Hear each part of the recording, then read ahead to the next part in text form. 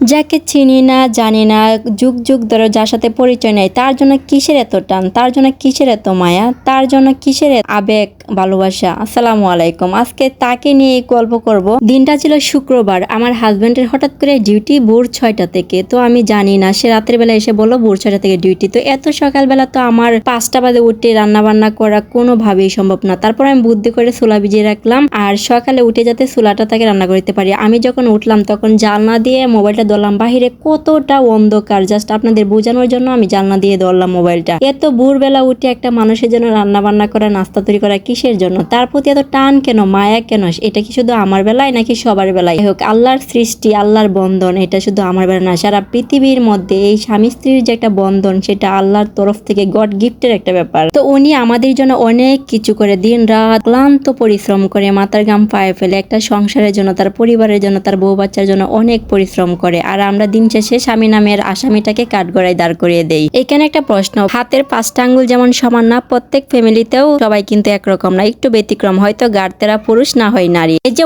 Wife কিন্তু বাসায় বসে থাকে না, সে পরিবারের জন্য কিছু না কিছু করেই থাকে সকাল থেকে সন্ধ্যা অবধি। যাই হোক, এখানে কথা বলতে বলতে তো আমার চুলা রান্না হয়ে গেল, তাকে চুলা দিব, আর এখানে দিব ডিম, খেজুর। আর তো স্বল্প সময় এটুকুই তার নাস্তা তার জন্য রেডি করলাম। সে তো বলতেছে কিছুই লাগবে না, সেইভাবেই যাবে। তারপর তাকে তো আর খালি মুখে দেওয়া যায় না, ওই যে নারীর কথায় আছে, নারী কিসে। তারপর তাকে বিদায় করে দিয়ে আমি সকালে একটু বের হলাম, গেটের পাশেই একটু জায়গা আছে হাঁটাহাঁটির জন্য, সেটাই বলতেছে একটু ফুটেজ নিয়ে আপনাদের সাথে শেয়ার করব। আর সিনারিটাও সকালে একদম নীরব, পাখির কিচিরমিচির শব্দ, হিমেল হাওয়া, ঠান্ডা, এত মনোরম পরিবেশটা, একদম মনোমুগ্ধ। চারিদিক দিয়ে ছিল একদম নীরব। হঠাৎ কেন মনে হচ্ছে যে জনকোলাহল শহরটা শব্দ নীরব হয়ে যাবে। আমার রাজ্যে আমি একা, নেই তো কোনো রানী। আমার রাজ্যে আমি একলাই ঘাটতেছি, ঘুরতেছি, আর চারদিকের ভিডিও নিতেছি। অনেক সুন্দর, একদম হিমের যে হাওয়ার একটা কুয়াশা কুয়াশা, বিন্দু বিন্দু পানি পড়তে। এই জায়গাটাতে আমি অনেকক্ষণ হাঁটাহাঁটি করলাম, আর সকল গাছের সাথে কথা বলে তাদের একটু ভালোবাসা নিয়ে আসলাম। গাছগুলা এতটাই সতেজ, এতটাই সবুজ, দেখতে অনেক বেশি ভালো লাগতেছে। তো এখান থেকে ব্যাক করে আমি আরেকটু জায়গা আছে সামনে, সেখানেও যাব। খুবই সুন্দর একটা জিনিস শেয়ার করব সব শেষে। তো এখান থেকে বেরিয়ে আসলাম, এবার বাসার একদম সোজা লম্বা একটা লাইন, এটা দিয়ে আমি হাঁটতে হাঁটতে একটা কথা মনে পড়ে। ছোট সময় যখন আমি রাস্তা হাঁটতে যেতাম, ভোরবেলা উঠতাম, তখন না রাস্তায় 2 শালিক দেখতাম। 2 শালিক দেখলে কেন জানি মনে হতো যে না, আমার